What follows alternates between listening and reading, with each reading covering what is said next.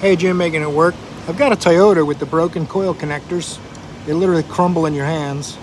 We got new parts. I took the wires out. We only need the plastic parts for this.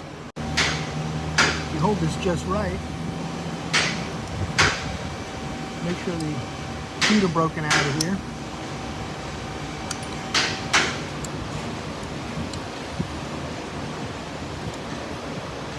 Take your new one.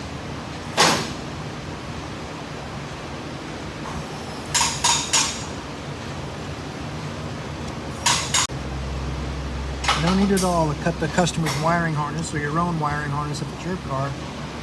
You simply move the wires into the new plastic. Like brand new.